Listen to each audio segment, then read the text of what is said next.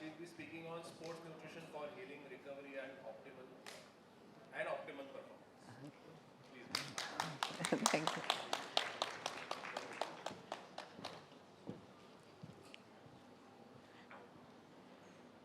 So, good afternoon, everybody, and of course, it goes without saying that it is a privilege to be here amongst you all.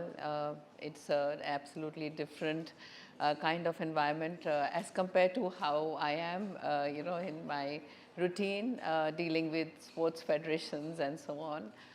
Presently, I'm also working with FIFA as a safeguarding officer with the All India Football Federation and with the Paralympic Committee of India, which is actually very close to the cause I have. Have a child with special needs. He's 35 years old.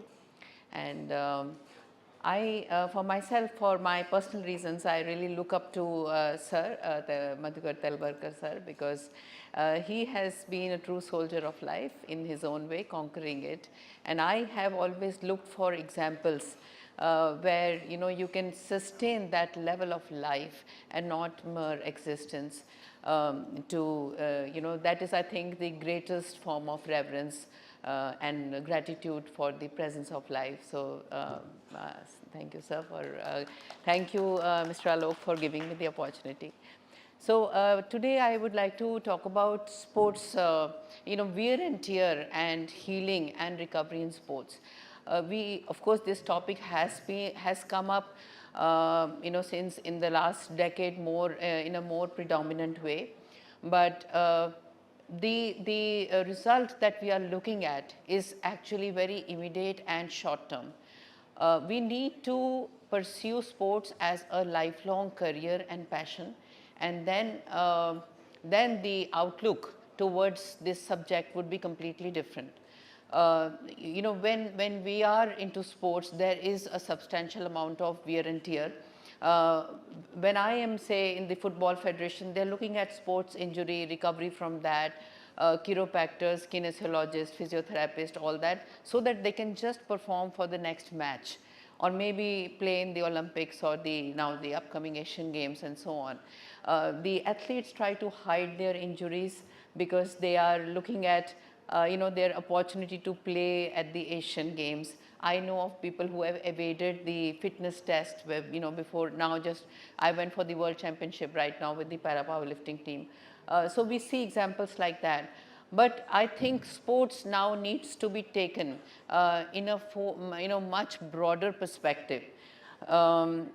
Initially, when it came to life, people never wanted their children to take sports as a career. It was never considered a lucrative career.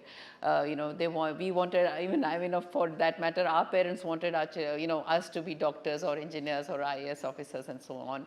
Bodybuilding, of course, is absolutely a very unconventional thing. I started very late. And but I realized the value of it when I started bodybuilding. It was, people wondered what the hell I'm doing because it was long back, and my relatives told me that, well, what are you going to do with these exercises? You are aging and all that, and you need to secure your future, because my initial decades I had completely dedicated to my son, and at least until he was 20 years. So, how would you look after him? How would you, take care of your old age? This was never considered a profession. It was just a play or a hobby at the most.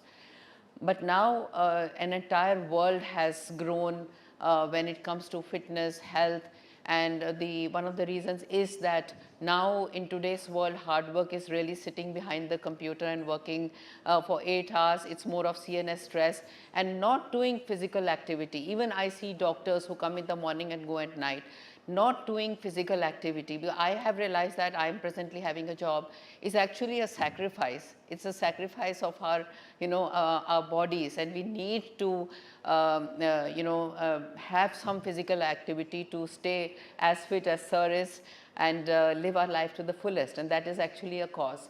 So sports as a subject does promote that and facilitate that. And it goes without saying that sports in itself has those values of, losing gracefully, and the team camaraderie, and, the values that we learn in sports, consistency, which actually manifest in our life and in our beings. So now, when you talk about an athlete, that athlete is, say, having the sport for, say, a couple of, say, 10 years, the athletic shelf life is limited. What is the reason for that? The reason is because there is repetitive, vigorous, strong movements with the same joint. Say if it's cricket or it is badminton, then there are repetitive movements. And then there is a wear and tear that sets in much earlier than the visible symptoms come forward. So that we need to begin thinking from that perspective, that once this athlete retires, what would be the quality of life? I don't want to name, we have such legends in bodybuilding. I think even as I say this, many of you would know that there are great bodybuilders who now live with serious injuries, and they have a compromised quality of life, some of them from America, because they have that structure in place, but not everybody can sustain that in their older years. But one of the cause of sports, being in sports, is to be fit throughout your life and be active forever. Supplements and diet. We cannot, of course, do it just with diet. I mean, after today, my definition of balanced diet is going to be different. But when we talk about diet and what we have kind of figured out for ourselves, where our equilibrium stands as a person, and in synergy with what we want to do and achieve in life and our personal targets and goals. Besides that, if we do want to have a fit life, especially if we've been in sports, that needs to have a conscious effort in adding certain supplements. So I was just trying to, I think you can just skip a few slides, because Alokji told me that there's very less time, and you can just go to the next. Yeah, you can just skip a few. Okay, we can start from here. So lot has already been spoken about oxidative stress and antioxidants. So when I came here, I said, oh, these are some of the things that I would be speaking about. And what are free radicals is that you all know it. I'm just reinforcing that they are molecules which are highly reactive, and they have these electrons that which are unpaired, and they try to target the molecules in tissues which are very important, organic molecules like fatty acids and proteins, and then there is a chain reaction that occurs, and so we want to stop it. And that for that purpose, we have several antioxidants. So much research has been done, and so besides the physical wear and tear, we know that oxidative stress, CNS stress, is so relevant, and sports persons get into this condition called chronic fatigue. So that also, when we have say new sports persons coming in a specific sport, when they go somewhere in between with the kind of experience that they have had, they've reached their peak at a certain stage. Sometimes the senior athletes are not that old, for that matter, but then they have played for so long without any pause that they suffer from chronic fatigue. And I guess that antioxidants certainly will help in kind of mitigating this effect. And some of the antioxidants that we can consider are astaxanthin. Astaxanthin is known to be 65 times more powerful than vitamin C. It doesn't get oxidized even when in the UV rays, and in fact it becomes more powerful. It's a microalgae, of course, so it's plant, it's not animal based. And so we can consider, there is of course a range of antioxidants. We have lycopene, which is a carotenoid, and then we have lutein, which is good for eye health, and you can move a little. So yeah, just move. Yeah, this is the one, and then next. So then glutathione is there, which is the master antioxidant, and then it helps in Parkinson's also. In Parkinson's, I think somebody was speaking about, and So it is a precursor to, we have mucinol, so these are all precursors to dopamine. And yeah, so next, you can go to next. Then, okay, this is one for joint health, because already a lot of ingredients have been spoken about in supplements, but I think we should focus on those that have not been considered. So that's why we have ACBA, acetyl keto, beta-buspholic acid. It is, it's a wonder ingredient for joints. So joints is everything. When, when it comes to even fitness, I guess if you are not even training very heavy, if you're training light, say after 40s, 50s, if you are not professionally into a certain sport, and if it allows, you can mellow down the weight and have more repetitions and a greater volume, but protect the joint. And the joint, I guess there has to be a multi-pronged approach when you are executing a movement. Say, I do this, I actually do this. If I am in a building and I have to go up and down, I'll try not to take the lift. It's a cliche, I mean, all fitness people say that. But when you are really getting upstairs, try to initiate activate the movement from the glute or the quads and flex it. When you practice it over a period of time and there is this repetitive movement, then it becomes involuntary. It becomes a reflex action. And so it stands for all the repetitions and movements that we do. I am also a Bharatanatyam dancer with the Sri Ram Bharati Kala Kendra.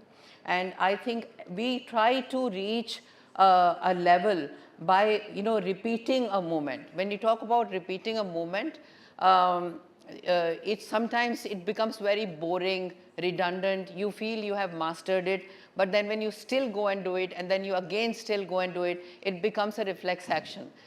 Seriously speaking, when I go to the gym, even if I'm very tired, something switches on, and then I am training and I feel, for that 1.5 hour, I think you all have experienced that we are never tired. For that 1.5 hour, there's something else which is pushing up us, because it comes from a kind of reflex. When you have even gone beyond that reflex, then you start, experiencing the intellect and wisdom in that moment.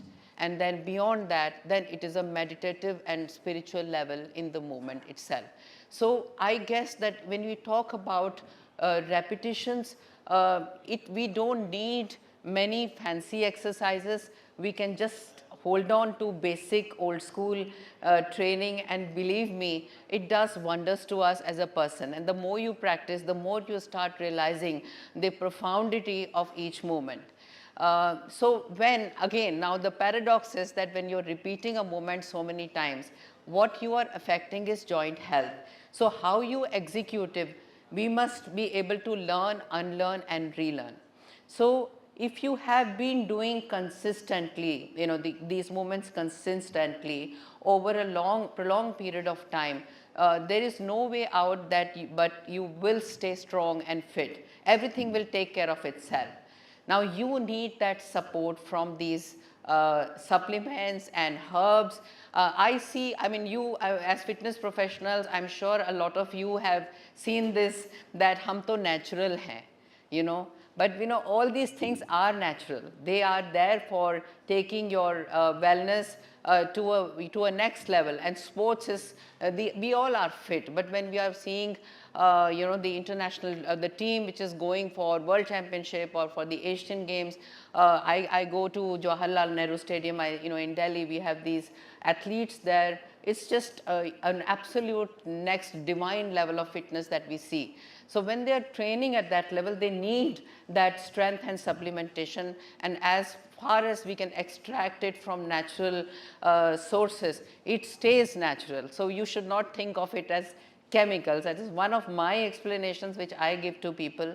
So we have this, joint health is absolutely supreme. If your joints are okay, you will be able to train less or more or whatever until the end of our life. And I think the purpose of our life, if we want to live to the fullest, is no matter what I want to do at what age, I should be able to do it. There should be nothing stopping me, and I need to prepare early. I need to envision early, and that is the reason why we look at Sir. My Bharatanatyam guru is 84 years. My uncle, he's in US, he's 87 years. I look upon these people as telling me that there is a human possibility, and this is what I, in my personal capacity, want to become. So, okay, cissus is another herb. So we have a difference in bone health and joint health. Bone health, we have glucosamine and all these chondrocytes, supplements for. We have the omega-3 to help in the formation of synovial fluid. We have the cartilage where collagen works, that has been well spoken about. We have all these supplements, but joint health is different from bone health. So cissus is something which takes care of bone strength and the tensile strength, the bone density. So that needs a kind of subtle different approach, although they all work in synergy. Next. This is glucosamine. So I'll just skip this because collagen, it's been well spoken about already. So mucuna, okay, this improves the blood circulation and anti-Parkinson, anti-carcinogenic.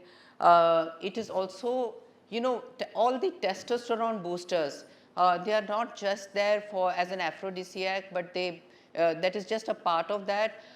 Every herb that is used for ED is helps in improving blood volume, blood circulation, and the like I spoke about astaxanthin. These ingredients are one which are permeable in the brain membrane. They have permeability there, and so they kind of neutralize the free radicals in that parts of our body too. So mucuna is such, and then next. Okay, next we can go to the next. Omega-3, I think, has been spoken. Omega-3, of course, has multiple benefits that has been spoken about. I won't take much time with this. You can skip the entire. Okay, now for for relaxation, of course, sleep. You cannot. I mean, the pages and pages and pages and articles have been written about the about sleep.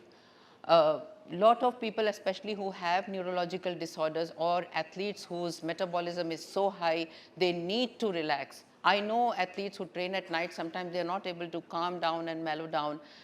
So we have chamomile, natural ingredients, of course, have their benefit, multiple benefits. So they are, this is chamomile itself for menstruation, premenstrual syndrome, insomnia, and of course, skin and gastrointestinal discomfort. This is, you can skip this. And so valerian is similar, again the same thing. Okay, ZMA we all know about.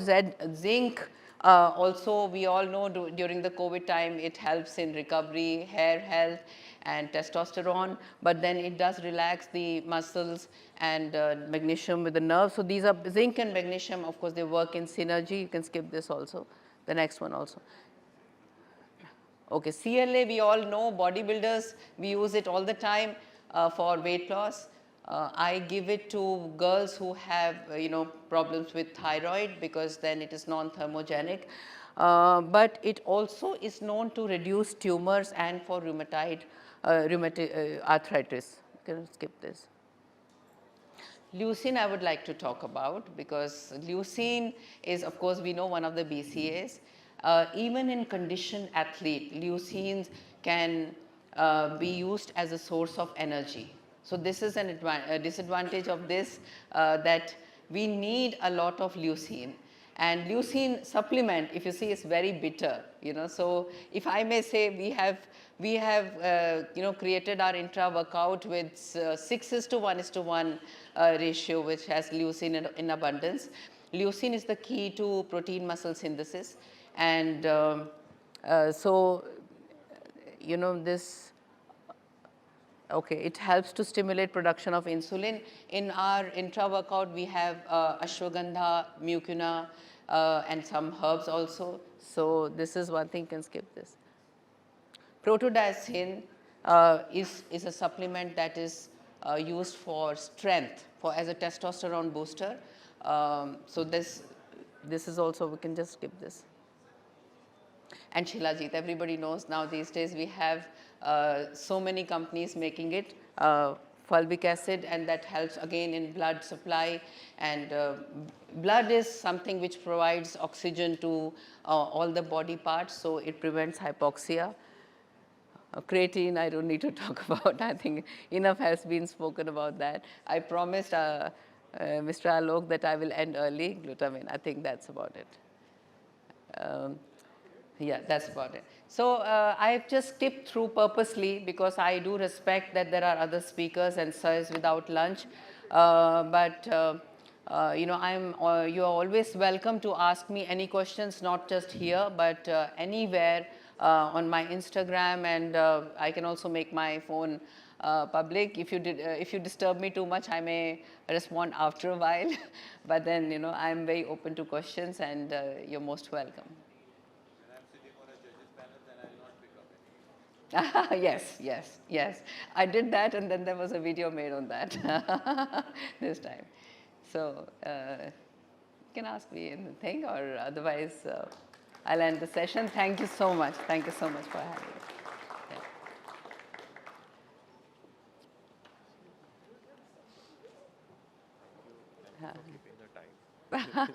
Yeah, I had never imagined, but yeah. Thank you so much. Thank you.